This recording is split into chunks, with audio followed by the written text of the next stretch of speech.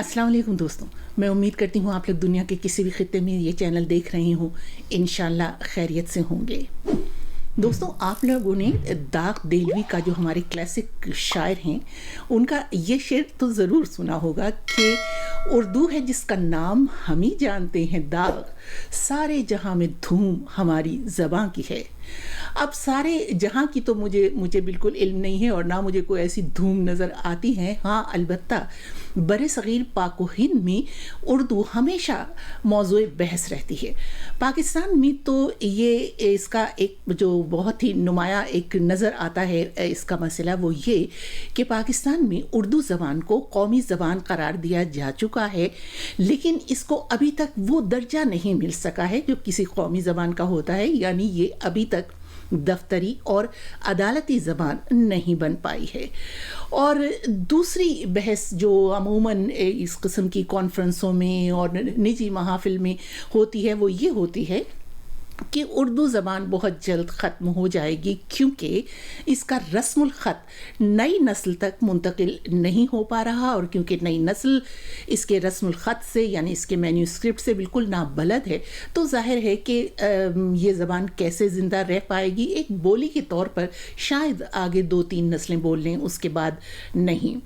और सकाफ़ती बहस ये रहती है कि आम बोलचाल में अंग्रेज़ी इस कदर अब शामिल हो चुकी है कि आप बहुत चाह कर भी इसको कम नहीं कर सकते। ख़ुसूसन पाकिस्तान के ज़राए इब्लाग़ को अगर आप देखें यानी मीडिया, तो उसमें अंग्रेज़ी अल्फाज की भरमार हो चुकी है और उसमें उर्दू के अल्फाज ढूंढने पड़ते हैं। तो अब ये जो एक सियासी बहस है कि ये पाकिस्तान की कौमी ज़बान थी, लेकिन क्यों अब तक दफ्तरी और अदालती ज़बान नहीं बन सकी है, ये तो ज़ाहिर है कि एक बहुत बड़ा संजीदा और संगीन मौजू है।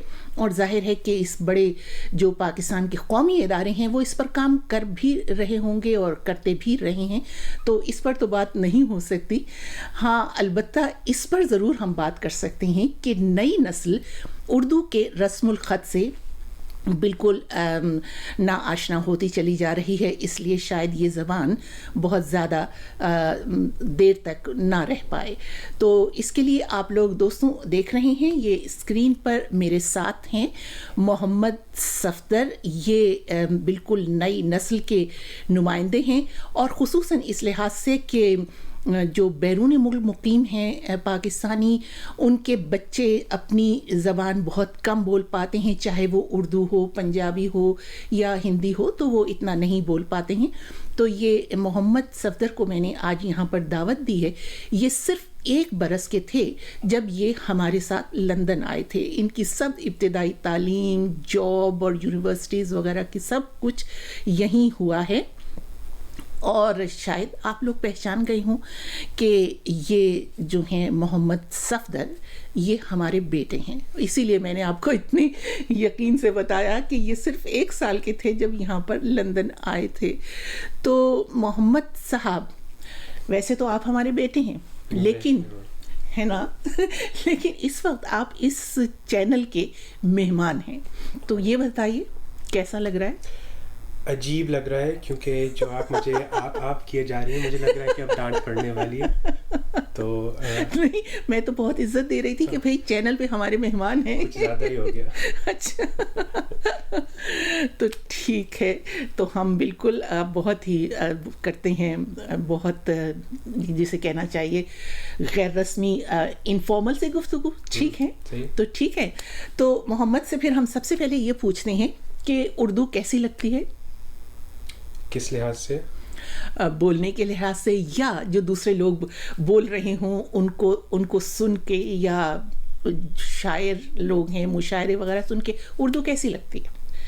क्योंकि तुम तो जब यहाँ पर आए हो तो ज़ाहिर है उर्दू का माहौल ही नहीं था, चारों तरफ इंग्लिश थी, स्कूल में, कॉलेज, यूनिवर्सिटीज़, अब जॉब कर रहे हो तब भी उर्दू है, तो कैसी लगती है बोलने में?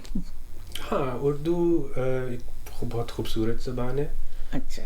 उसमें आपकी जो एक रिवाज और चलता आ रहा है, और आपका जो एक अंदाज़ होता है बोलने का, अपनी फीलिंग्स और एक्सप्रेशंस बयान करने का, वो मतलब انگریزی میں شاید نہ ہو, لیکن یہ ایکچولی کافی انفیئر سی بات ہے, کیونکہ صحیح ہے کہ اسکول میں انگریزی بولتے تھے اور دفتر میں بھی انگریزی بولتے ہیں, لیکن گھر میں صرف اردو بولتے ہیں. گھر میں اردو بولتے ہیں, اسی لیے میں اور آپ بتا دیں کہ ہمیں ڈانٹ پڑتی تھی کہ اگر ہم اردو بولتے ہوئے اگر ہم بیچ میں انگریزی میں شروع ہو جائیں تو یہ ڈانٹ کا ایک مطلب وجہ بن جایا کرتی تھی کہ بس باہر بولو. اول تو بہت سی وجوہات تھیں لیکن ڈانٹنے کی ایک وجہ یہ تھی جو بڑی اہم تھی. نہیں, لیکن اب اس کا یہ اب نظر آتا ہے کہ اب اس میں آپ کی سوچ کیا تھی کہ اردو جب انسان لیکن یہ صرف اردو کے ساتھ نہیں ہے, جب انسان کوئی بھی زبان سیکھ رہا ہو, مطلب اگرچہ آپ صحیح سے سیکھنا چاہتے ہیں تو آپ کو اسی ماحول میں رہ کے پل بھر کے انہیں جو لوگ وہ زبان بول رہے ہیں انہیں کے گرد رہ کے آپ کو سیکھنا سمجھنا پڑتا ہے. تو گویا یہ جو اردو سیکھی محمد تم نے یہ ماں باپ کو بولتے دیکھ کر سیکھی یا کوئی اور طریقہ بھی تھا, ڈرامے وغیرہ, جیسے کہ ہم لوگ ہمیشہ ڈراموں کے دوستوں وہاں سے پاکستان سے اچھے ڈراموں کی کیسٹس میں لے کر آیا کرتی تھی اور یہ لوگ بہت شوق سے دیکھا کرتے تھے, تو کس سے اس سے بھی مدد ملی, کیسے سیکھی مطلب اردو؟ ہاں, ایک تو مطلب سنتے ہی آئے ہیں, اردو میں بات ہوتی تھی گھر میں. ہاں, لیکن ہاں آپ صحیح کہہ رہی ہیں کہ ایک تو ڈرامے آپ لاتی تھیں, مجھے یاد ہے ہم آنگن ٹیڑھا دیکھتے تھے. ہاں, اور پھر جو میری بہن ہے زہرا وہ دیکھتی تھی وہ دھوپ کنارے بہت دیکھا کرتے تھے. ہاں, اور پھر وہ پرانے الفا براوو چارلی یاد ہے, وہ بھی ایک ڈرامہ الفا براوو چارلی. ہاں, تو یہ ڈراموں سے بھی مدد ملتی ہے. پھر اوپر سے جب ڈرامے نہیں لگے ہوئے ہوتے تھے تو خبریں لگی ہوئی ہوتی تھیں, اور جب آپ لوگ بات بھی کرتے تھے تو اردو میں کرتے تھے, تو مطلب اس کے علاوہ کچھ سنا نہیں. تو اس کے علاوہ پھر تو او لیول بھی کیا محمد تم نے اور زہرا نے تو اردو میں؟ نہیں, ہم نے کیا نہیں, ہمیں کروایا گیا. آپ بالکل غلط کہہ رہی ہیں, ہماری اس میں کوئی خاص چوائس نہیں تھی. اچھا, لیکن یہ کہ ماشاء اللہ سے اتنے اچھے گریڈ لیے اس میں. ہاں, لیکن وہ مطلب معیار الگ ہوتا ہے کہ اگر آپ گھر میں بولتے ہوئے, اور آپ نے ہمیں یاد ہے اردو اسکول بھی بھیجا تھا سیکھنے کے لیے اردو کی لکھائی. ہاں, وہ اب وفات پا چکی ہیں جی, بانو کا مسز دانش. ہاں, تو ہاں, تو اس سے بھی مدد ملی جی. اوپر سے جب آپ خبریں لگی ہوئی ہوتی ہیں, نیچے ٹیلپس چل رہے ہوتے ہیں, تو وہ بھی مطلب پڑھنے کا شوق ہوتا ہے کہ نیچے کیا کیا ہو رہا ہے, تو اس سے بھی بہت مدد ملتی ہے. وہ تو گویا پڑھ بھی لیتے ہو. نہیں, آپ کو یہ مجھے پتا ہے, آپ کو پتا ہے کہ آپ کو حیرانی کیوں رہے. نہیں, مجھے آپ کو فور شور پتا ہے, آپ زیادہ کیمرے کے لیے کہ وہ کہ ٹیلپس چلتے ہوئے پڑھ لیتے ہو. واقعی مجھے نہیں اس کا پتا. ہاں, کتاب وغیرہ میں نے دیکھا ہے پڑھتے ہوئے. ہاں, لیکن اسی سے اسپیڈ بنتی ہے نا کہ آپ کے ذہن کو اچھا مطلب کیونکہ جلدی جلدی گزرتا جا رہا ہے, تو آپ کو اگر پڑھنا ہے تو آپ کو زور لگا کے ذرا. اچھا, مطلب تو پھر اسی طرح دلچسپی ہوئی. مطلب ایک تو ماں باپ نے کہا کہ بھائی ہم سے بولو گے, پھر یہ کہ جو ہے اسکول میں بھی ظاہر ہے وہاں بھی.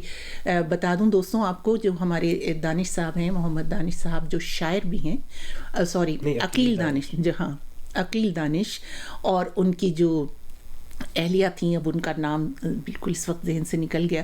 ان دونوں نے اردو اسکول بنا رکھا تھا, جس میں صرف ایک دن یعنی سیٹرڈے کو کلاسیں ہوا کرتی تھیں, تو ہم ان کو ہر اس کو سیٹرڈے کو لے کر جایا کرتے تھے وہاں پر. لیکن پھر تم لوگوں کو جو او لیولس ہے وہ اسکول نے لیکن وہ بہت آسان ہو گیا تھا نا اس سب کے بعد. اگر آپ ایک بچے کو بچپن سے اردو بلوا رہے ہیں, سکھا رہے ہیں, اسی ماحول میں پلا مطلب بڑھا رہے ہیں, تو پھر او لیولز کرنا. لیکن یہ مطلب صرف اردو کے ساتھ نہیں ہے, یہ اگر بچے کو مطلب حساب اور میتھس بچپن سے پڑھاتے ہیں, اس کے لیے پھر یہ اے لیول اور او لیول کے ایگزام بہت آسان ہوں گے.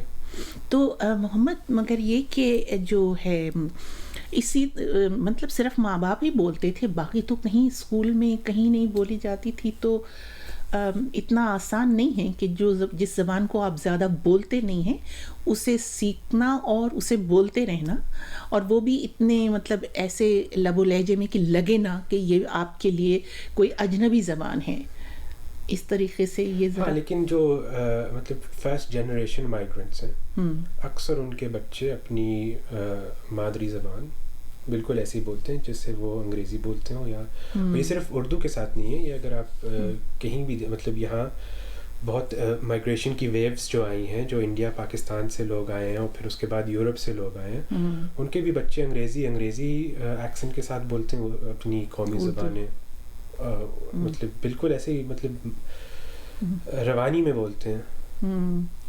تو دوستو سلیقے سے ہواؤں میں جو خوشبو گھول دیتے ہیں، ابھی کچھ لوگ باقی ہیں جو اردو بول لیتے ہیں، تو یہ آپ دیکھ ہی رہے ہیں نئی نسل کے ماشاءاللہ سے یہ نمائندے ہیں اور یہ اردو بول رہے ہیں.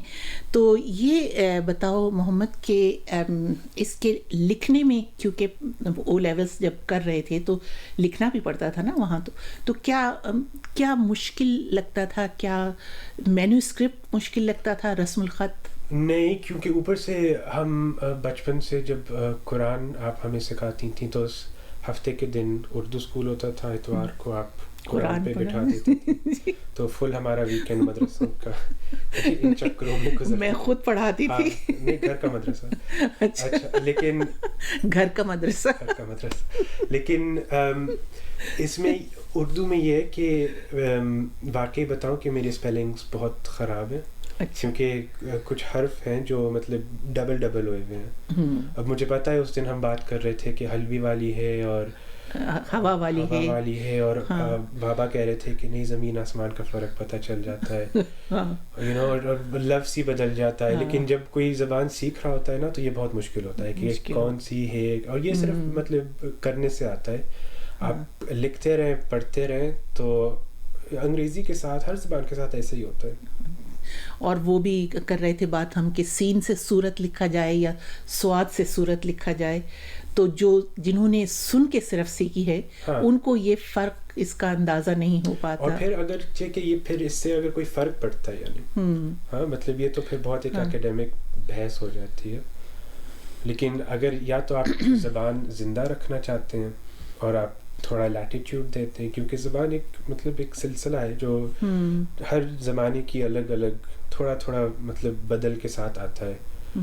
تو مطلب کہاں تک آپ اس کے ضامن یا قلعے دار رہ سکتے ہیں. اچھا، مطلب اگلی نسل میں اگر آپ چاہتے ہیں کہ زبان آئے تو اس صورت میں نہیں ہوگی جس صورت میں آپ نے سیکھی، جس میں ہم نے سیکھی.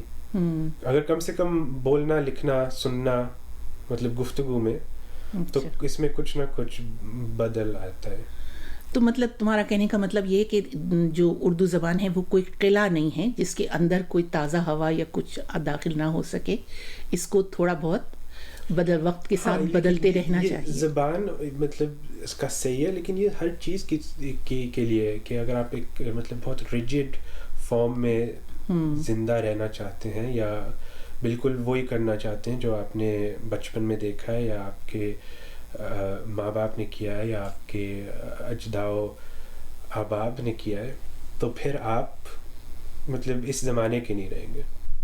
پھر آپ ایک انگریزی میں لفظ ہے انیکرونزم، کہ آپ زندہ تو اس زمانے میں ہوں گے لیکن آپ ہوں گے کسی پچھلے زمانے کے. اور یہ بھی صحیح نہیں ہے. یہ بھی دیکھیے، یہ نئی نسل کے بچے جو ہیں یہ زیادہ بہتر سمجھتے ہیں اس چیز کو.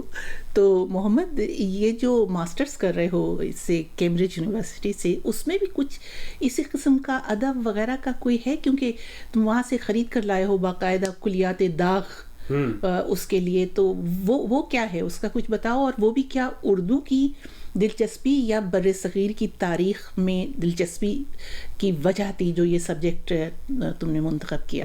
ہاں، تو بر صغیر کی جو تاریخ ہے جو ہمیں ملتی ہے وہ عام طور پہ جو کتابیں شائع ہو چکی ہیں وہ ملتی ہے ایسٹ انڈیا پیپرز سے. کچھ مغلوں کے کورٹ کے ریکارڈز تھے، لیکن زیادہ تر چیزیں انگریزوں نے جلا دی تھیں یا تباہ کر دی تھیں. تو جو میرا ماسٹرز کا تھیسس ہے وہ حیدرآباد دکن پہ ہے، مطلب 19ویں صدی کے حیدرآباد دکن پہ. اور وہ یہ ہے کہ جو پرائمری سورس ہوتی ہے ہسٹری میں جو جیسے میں نے آپ سے کہا ہے کہ یہ جنرلی ایسٹ انڈیا پیپرز ہوتے ہیں یا مطلب حیدرآباد دکن کی شاہی کاغذات ہوتے ہیں یا پھر عدالتی کاغذات ہوتے ہیں. تو جو میری پرائمری سورس ہے وہ اس زمانے کے شاعر ہیں. اچھا. اور یہ آئیڈیا مجھے تب آیا جب میں ایک کتاب پڑھ رہا تھا 1857 کی میوٹنی کے بارے میں. اچھا. اور پھر میں غالب کی کتاب پڑھ رہا تھا اور اس میں دیکھا تھا, اور غالب کیا الطاف حسین حالی کا ہے نا, وہ مرثیہ دہلی کا تذکرہ دہلی مرحوم کا ہے دوست نہ چھیڑا. تو وہ اس سے مجھے مطلب یہ اندازہ ہوا کہ یہ تو ایک فل ایک لائیو جرنلزم چلتا تھا ساتھ, کہ جو شاعر لکھتے تھے وہ اپنا ارد گرد ماحول دیکھ کے لکھتے تھے, پوری تاریخ اپنی حالات ہوتے تھے اس میں, یہ میٹافورز میں بتاتے تھے.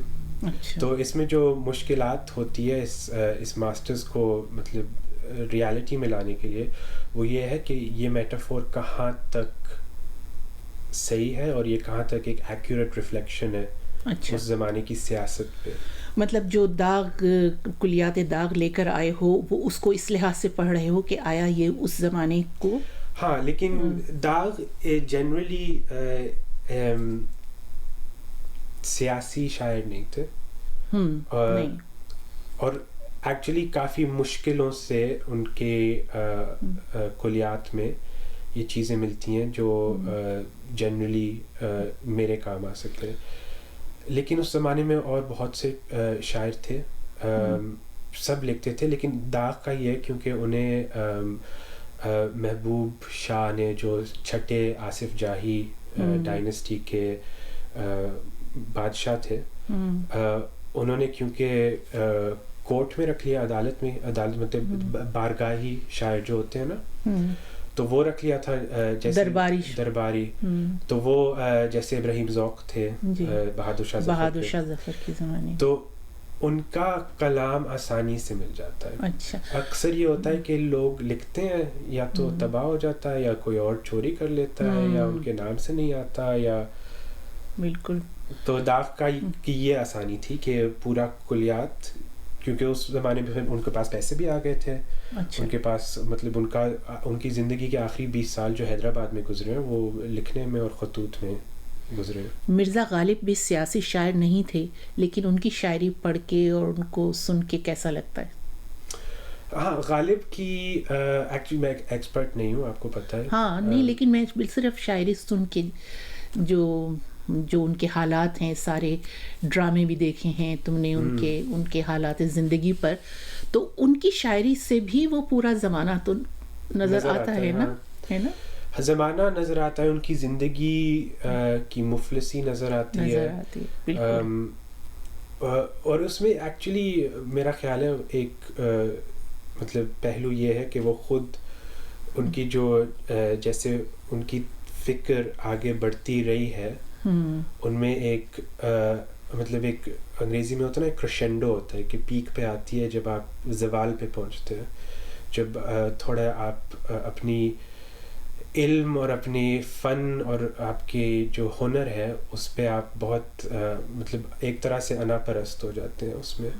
اور پھر غالب کے آخری جو 10 سال گزرے ہیں وہ بالکل مطلب 57 کے ریبیلین کی میوٹنی کے بعد, اور غالب کی مطلب کوئی اولاد نہیں ہوئی اور ان کی مطلب 6 بچے مطلب کاٹ ڈیتھ مر گئے. بالکل. تو اور ہمیشہ مطلب پیسوں کی ضد رہی ہے, پتہ نہیں کہاں کلکتہ میں جا کے مطلب اپنی پینشن لینے گئے تھے. تو وہ ایک فل ہسٹری ملتی ہے, ایک فل ایک مطلب ماحول نظر آتا ہے کہ زندگی کیا تھی ایسے لوگوں کے ساتھ. تو اس سے اردو ادب میں دلچسپی بڑھی ہے تمہاری؟ ہاں, لیکن اس میں دیکھیں لوگوں کے سیکھنے کا انداز الگ الگ ہوتا ہے. کچھ لوگ کتابوں سے سیکھتے ہیں, کچھ لوگ ڈراموں سے سیکھتے ہیں, کچھ لوگ پوڈ کاسٹ سن کے سیکھتے ہیں, کچھ لوگ ٹویٹر پڑھ کے سیکھتے ہیں. بس مجھے یہ خوش نصیبی ہے کہ مجھے کتابیں اچھی لگتی ہیں, تو ان سے, لیکن کچھ لوگ سننے سے سیکھتے ہیں. اور جو موسیقی ہے, قوالی, غزل, اس نے بہت قائم رکھا ہے. اچھا, یہ جو ہے ہاں قوالی نے اور موسیقی نے, ہاں بالکل. تو اس میں ایک وہ جو ہے اپنی انڈیا کی ریختہ بہت اچھی بہت یوزفل. اسے کرتے ہو استعمال؟ ہاں. اچھا. اس میں یہ ہوتا ہے کہ آپ اردو میں بھی پڑھ سکتے ہیں, آپ انگریزی کی رومن اسکرپٹ میں بھی پڑھ سکتے ہیں, اور اگر آپ کو لفظ کا مطلب نہیں پتہ آپ اسے دبا سکتے ہیں اور وہ آپ کو اس کی انگریزی میں بھی بتا دے گا کہ اس کا مطلب کیا ہے, اردو میں بھی بتا دے گا کہ اس کا مطلب کیا ہے. تو وہ بہت ایک مطلب اچھی ریسورس ہے. تو چلو بس اس سے پہلے کہ کچھ شاعری میں کہوں کہ سناؤ, یہ بتاؤ کہ نئی نسل میں یہ اردو چلتی رہے گی؟ اس میں اتنی اچھی زبان ہے کہ نئی نسل اس میں دلچسپی لیتی رہے گی, اس کی شاعری میں, ادب میں, اور یہ آگے بڑھتا رہے گا؟ کیا نظر آتا ہے جب, کیونکہ تم تو اپنے بالکل ینگ دوستوں وغیرہ میں بیٹھتے ہو, بات بھی کرتے ہوگے اس بارے میں, تو کیا لگتا ہے کہ یہ زبان جو ہے چلے گی آگے, جاری رہے گی؟ کیوں نہیں چلے گی؟ مطلب 220 ملین پاکستانی ہیں جو جن کی آگے اولادیں, ان کی آگے اولادیں, یہ زبان چلتی رہے گی. ساتھ میں پورا ہندوستان ہے جو اردو نہیں صحیح لیکن ہندی تو کم سے کم کہتے ہندی ہیں لیکن وہ ہوتی تو اردو ہے. نہیں, لیکن جب تک آپ کو لگتا ہے, لیکن جب تک وہ پھر صحیح ہندی بولنے میں آتے تو پھر ایک لفظ بھی نہیں سمجھ آتا. کبھی مودی کی اسپیچز سنیے نا, کچھ اوپر سے گزر جاتا ہے. تو کیا رسم الخط کے لیے کیا ہونا چاہیے ایک نوجوان نسل کے طور پر؟ کیا سوچتے ہو کہ کیسے اس کو آگے بڑھایا جا سکتا ہے؟ دیکھیں ان پہ جیسے نا in religion there is no compulsion ہے نا, تو آئی تھنک کہ زبان کے ساتھ بھی ایسے ہی سوچ رکھنی چاہیے کہ اگر کوئی سیکھنا چاہے, اسے شوق ہو تو سیکھے, نہ سیکھنا چاہے اور بولنا چاہے بولے, جتنا جو کر سکتا ہے اسے کرنا چاہیے. ہاں, یہ خیر پاکستان میں تو اسکولوں میں پڑھائی جاتی ہے, اور انڈیا میں بھی کچھ جو ہیں ریاستیں وہاں پر اردو پڑھائی جاتی ہے, لیکن بہرحال رسم الخط جو ہے محمد صاحب آپ کو سیکھنا چاہیے, اس پہ توجہ دینی پڑے گی اگر اردو ادب میں بھی دلچسپی ہے اور یہ چاہتے ہو کہ یہ جاری رہے. ہاں, اور اس میں ایک ضروری چیز یہ ہے کہ جب آپ رومن میں پڑھتے ہیں تو اکثر لفظ وہ نہیں, بالکل غلط پڑے جاتے ہیں, سمجھ میں نہیں آتا. رومن زبان یہ تو وہی اپنی زبان میں ہی اس کا مزہ, اور شاعری تو بالکل ہی رومن میں پڑھ کے پڑھتے ہو اگر ریختہ پہ, تو وہ رومن میں پڑھ کے کوئی لطف نہیں آتا. وہ 2-3 دفعہ پہلے پڑھنی پڑتی ہے, پھر سمجھنا پڑتا ہے کہ یہ لفظ واقعی اصل میں ہے کیا. لیکن اس میں آپ کو ایک پوری سوچ و فکر اس کے پیچھے ہونی چاہیے کہ آپ کو پہلے تو لفظ آتا ہو کہ لفظ ہے کیا, اوپر سے پھر آپ کو پتہ ہے کہ اس لفظ کو بولتے کیسے ہیں. اب مطلب ہر ایک کے پاس یہ گھر میں نہیں ہوتا نا کہ انہوں نے مطلب کوئی لفظ غلط بول دیا اور پیچھے سے آواز آتی ہے کہ اس طرح نہیں ہوتا, اس طرح ہونا چاہیے. مطلب میرا خیال ہے کہ یہ جو رسم خط ہے یہ جب تک اسکولوں میں نہ پڑھایا جائے, پاکستان میں تو پڑھاتے ہیں, پاکستان میں تو پڑھاتے ہیں ہاں, نہیں باہر بھی جو جہاں پر زیادہ پاکستانی ہیں وہ لوگ بھی اگر چاہتے ہیں کہ یہ جو رسم الخط ہے اس کو بچوں کو سمجھایا جائے اور پڑھایا جائے, تو پھر وہ جو ہیں جیسے کہ ہم نے یہاں پر کیا کہ سنڈے اسکول, سیٹرڈے اسکولز, تو جو باہر لوگ ہیں خصوصاً پاکستان میں تو پڑھائی جاتی ہے, لیکن باہر جو لوگ ہیں ان کو تھوڑے سے خود کوششیں کرنی ہوں گی کہ اس قسم کے اسکول بنائیں. لیکن شوق کی بات ہوتی ہے, ہر ماں باپ, ہر والدین کو نہیں شوق ہوتا کہ ان کے بچے اس لیول تک اردو لکھ بول سکیں. تھوڑی بہت لوگوں میں سمجھ ہوتی ہے, لیکن آپ یہ نہیں کہہ سکتی کہ ہر ایک کو یہی کرنا چاہیے. ہر ایک کا اپنا ایک نظریہ ہوتا ہے, ان کی اپنی آبجیکٹیوز ہوتے ہیں. مطلب زندگی میں نا کچھ ہر ایک کام نہیں کر سکتا. ہاں, لیکن زبان کے لیے تو لگ کے کام کرنا پڑے گا. اگر آپ چاہتے ہیں کہ زبان زندہ زبانوں میں رہے تو پھر اس کے لیے تو باقاعدہ ایک بہت ہی جس کو کہنا چاہیے سسٹمیٹک, کی مجھے اردو سمجھ میں نہیں آ رہی, اس انداز میں کام کرنا ہوگا اور آگے بڑھانا ہوگا. ہاں, لیکن مطلب ہر عہد میں یہ جو کام کیے جاتے ہیں یہ کچھ لوگ کرتے ہیں. ہاں بالکل صحیح, سب کے لیے کرتے ہیں بالکل. تو چلیں محمد صاحب, اب کچھ اپنی کوئی پسند کے شعر سنا دیجیے. کس کا سننا چاہیں گے؟ مجھے کوئی جو بھی آپ کو پسند ہو وہ سنا دیجیے. آپ نے یاد ہے ایک پروگرام کیا تھا قمر جلالوی کا؟ ہاں, تو قمر جلالوی کا سنا دیتا ہوں. سنائیے. لیکن مجھے وہ بہت پسند ہے جو وہ مطلب کیا کہتے ہیں اسے, لہن میں اچھا جو سناتے تھے نا, ہاں تو خود سناتے ہیں. ہاں تو اسی کی کوشش کرتے ہیں. اچھا تو وہ غزل ہے کب میرا نشے من اہل چمن, لیکن انہی کی طرح سنانے کی کوشش کرتا ہوں. اچھا اور آپ نے کبھی مجھے گاتے ہوئے نہیں سنا ہوگا زندگی میں, تو یہ پہلی دفعہ ہے. چلیے بہت ارشاد.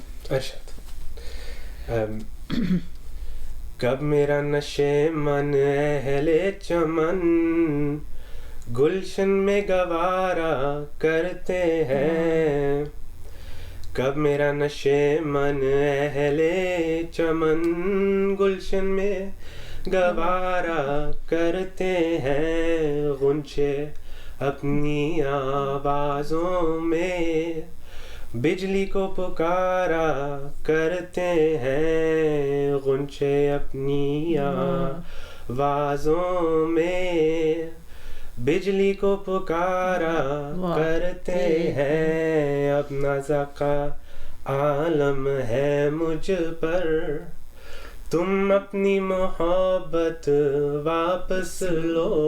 اب نازا کا عالم ہے مجھ پر, تم اپنی محبت واپس لو. جب کشتی ڈوبنے لگتی ہے تو بوجھ اتارا کرتے ہیں, جب کشتی ڈوبنے لگتی ہے تو بوجھ اتارا کرتے ہیں. پوچھو نہ عرق رخساروں سے, رنگینی حسن کو بڑھنے دو. سنتے ہیں کہ شبنم کے قطرے پھولوں کو نکھارا کرتے ہیں, سنتے ہیں کہ شبنم کے قطرے پھولوں کو نکھارا کرتے ہیں.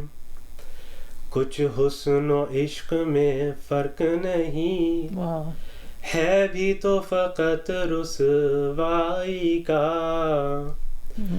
کچھ حسن و عشق میں فرق نہیں ہے بھی تو فقط رسوائی کا. تم ہو کہ گوارا کر نہ سکے, ہم ہیں کہ گوارا کرتے ہیں. تم ہو کہ گوارا کر نہ سکے, ہم ہیں کہ گوارا کرتے ہیں. اور آخری دو شعر ہیں اس کے. جاتی ہوئی میت دیکھ کے بھی اللہ تم اٹھ کر آ نہ سکیں, جاتی ہوئی میت دیکھ کے بھی اللہ تم اٹھ کر آ نہ سکیں. دو چار قدم تو دشمن بھی تکلیف کا وارا کرتے ہیں, دو چار قدم تو دشمن بھی تکلیف کا وارا کرتے ہیں. اور غزل کا مقطع ہے, اور میرا خیال سے ان کا کہنے کا یہ مطلب ہے کہ زندگی میں بہت کچھ ہوتا ہے آپ کے ساتھ, لیکن اچھا برا ساتھ ساتھ ہوتا ہے. جس طرح بہادر شاہ ظفر کا شعر تھا کہ کانٹوں کو مت نکال چمن سے او باغباں, یہ بھی گلوں کے ساتھ پلے ہیں بہار میں. واہ بالکل. تو قمر جلالوی کے غزل کا مقطع ہے. تاروں کی بہاروں میں بھی قمر تم افسردہ سے رہتے ہو, تاروں کی بہاروں میں بھی قمر تم افسردہ سے رہتے ہو. پھولوں کو تو دیکھو کانٹوں میں ہنس ہنس کے گزارا کرتے ہیں, پھولوں کو تو دیکھو کانٹوں میں ہنس ہنس کے گزارا کرتے ہیں.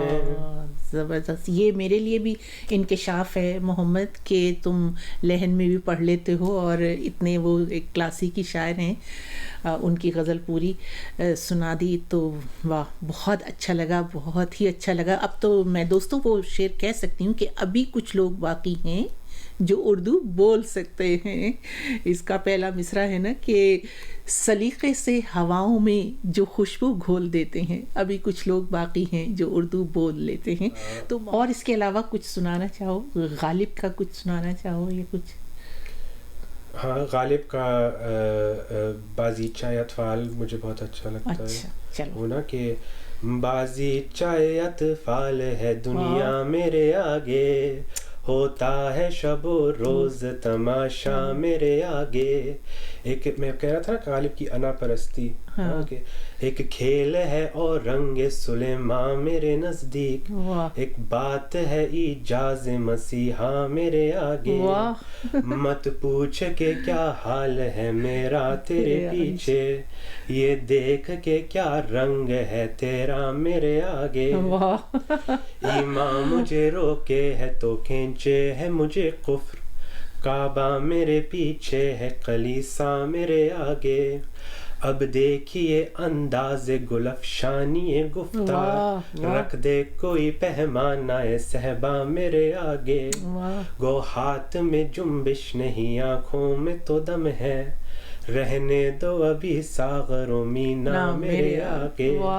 عاشق ہوں پا معشوق فریبی ہے میرا کام, مجنو کو برا کہتی ہے لیلا میرے آگے. خوش ہوتے ہیں پر وصل میں یوں مر نہیں جاتے, آئی شب ہجراں کی تمنا میرے آگے. ہم پیشہ و ہم مسرب و ہم راز ہے میرا, غالب کو برا کہتے ہو اچھا میرے آگے. واہ واہ بھائی, بات مزہ آ گیا محمد. یہ تو مجھے تو یہ غزل بالکل سوائے پہلے شعر کے اور کچھ نہیں یاد, اور پوری غزل ماشاءاللہ سے تمہیں یاد ہے. اور تو ٹھیک ہے, چلیں اب اور کچھ سنانا چاہو, بابا کا کوئی یاد ہے تو ٹھیک ہے, ورنہ کوئی بات نہیں. اور کوئی اپنی پسند کی ایسی غزل ہو جو سنانا چاہو تو بس پھر اس کے بعد پھر ہم اجازت لیں گے. آخری آپ نے ایک فارغ بخاری پہ بھی پروگرام کیا تھا. ہاں میں نے کیا تھا بالکل. تو انہی کا میں نے مطلب لہن میں کبھی سنی نہیں, لیکن اپنی طرف سے ایک بنا دیا ہے. اچھا. کہ کچھ اب کے بہاروں کا بھی انداز نیا ہے, کچھ اب کے بہاروں کا بھی انداز نیا ہے, ہر شاخ پہ غنچے کی جگہ زخم کھلا ہے, دو گھونٹ پلا دے کوئی میں ہو کے ہلا ہل, وہ تشنہ لبی ہے کہ بدن ٹوٹ رہا ہے. اس رندے سیاہ مست کا ایمان نہ پوچھو, اس رندے سیاہ مست کا ایمان نہ پوچھو, تشنا ہو تو مخلوق ہے پی لے تو خدا ہے, تشنا ہو تو مخلوق ہے پی لے تو خدا ہے. کس بام سے آتی ہے تیری زلف کی خوشبو, دل یادوں کے زینے پہ کھڑا سوچ رہا ہے. کل اس کو تراشو گے تو پوجے گا زمانہ, پتھر کی طرح آج جو راہوں میں پڑا ہے. وہ دوسرا بھی شعر تھا نا کہ تراشے بت مجھی کو دیکھ کر جنت میں یوں بولے, یہ کافر کیوں چلا آیا مسلمانوں کی بستی میں. کل اس کو تراشو گے تو پوجے گا زمانہ, پتھر کی طرح آج جو راہوں میں پڑا ہے. اور غزل کا مقطع ہے کہ دیوانوں کو سودائے طلب ہی نہیں ورنہ, ہر سینے کی دھڑکن کسی منزل کی صدا ہے. تو دوستوں یہ میں نے اردو میں گفتگو اس لیے کی کہ یہ نئے نسل کے نمائندہ ہیں, تو مجھے یقین ہے کہ بہت سے نئے بچے مجھ سے پوچھتے بھی رہتے ہیں کہ اردو کیسے سیکھیں, کیسے بولیں اچھے لب و لہجے میں. تو مجھے لگتا ہے کہ شاید محمد کو سن کے آپ لوگوں کو بھی اس میں دلچسپی بڑھے گی, اور ایک طرح سے وہ جو ہوتی ہے جس کو کہتے ہیں انسپریشن, شاید یہ بنیں گے. انسپریشن کی اردو نہیں سمجھ میں آ رہی, سیکھنے کی بھڑاس سیکھنے کی خواہش, सीखने की ख्वाहिश, भड़ास पे भड़ास उस दूसरे लफ्ज़ों में इस्तेमाल होता है। तो आप 3 गज़लों के बाद भी नहीं भाई, नहीं बिल्कुल नहीं, सही कहा है वो भी, ये भड़ास बहुत अच्छा लफ्ज़ है। और आप लोगों की राय का इंतज़ार रहेगा।